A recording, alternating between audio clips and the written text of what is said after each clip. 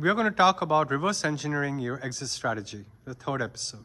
So let me give you an example. The founders of Ring, they didn't start with the doorbell idea, as I recall. They started with the Amazon smart home strategy, and they started working backwards.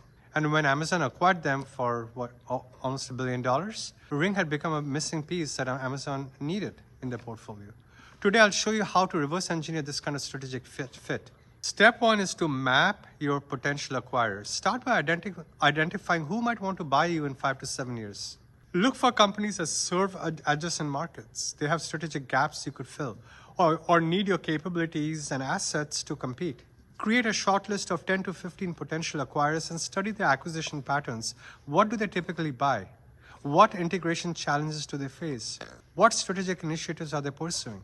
For example, if you're building marketing automation software, study how Salesforce, HubSpot, Adobe, how did they acquire companies in this space? What capabilities were they truly buying? What gaps were they filling? Step two, identify those strategic gaps. Analyze what these potential acquirers need but don't have. Maybe they have great enterprise sales but struggle with small business onboarding. Maybe they dominate North America but they need international expansion. Maybe they have the technology but lack industry-specific expertise. Your goal is then to position yourself as a solution to their most pressing strategic challenge. Instagram identified that Facebook needed mobile native social experiences. Saw that Google needed real-time traffic data. Both companies built specifically toward those strategic gaps. And how do you position that? What is a strategic positioning framework?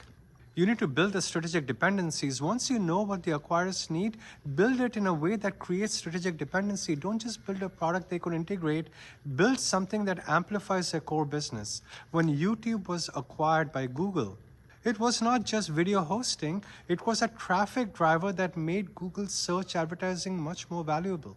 Focus on becoming strategically complementary rather than directly competitive.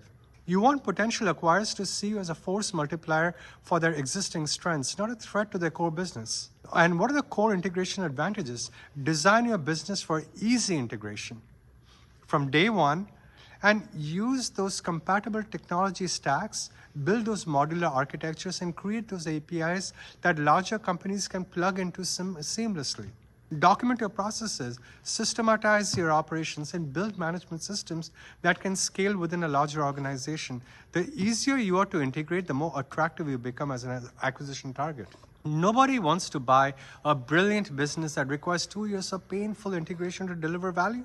And now comes the execution. And let's call it the execution strategy. You set 18-month milestones and move you toward strategic acquisition readiness. Maybe that is reaching a specific customer size or a cohort of customers that creates network effects. Maybe it's expanding into a geographic market your target acquirer needs. Maybe it is building proprietary data in some form, assets that could take competitors years to replicate. Track metrics that matter to acquirers: customer acquisition costs, lifetime value, retention rates, market penetration. Build relationships with your target acquirers through partnerships.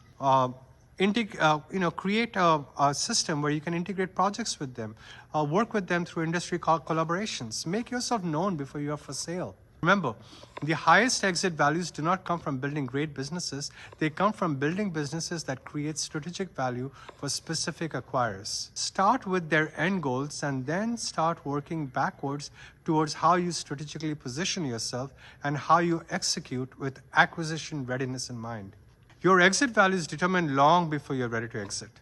So keep that in mind as you frame your architecture for your organization and how you craft the mission for your organization to get to the exit value that you desire and to partner with the acquirer that you want to partner with. Thank you very much. Take care.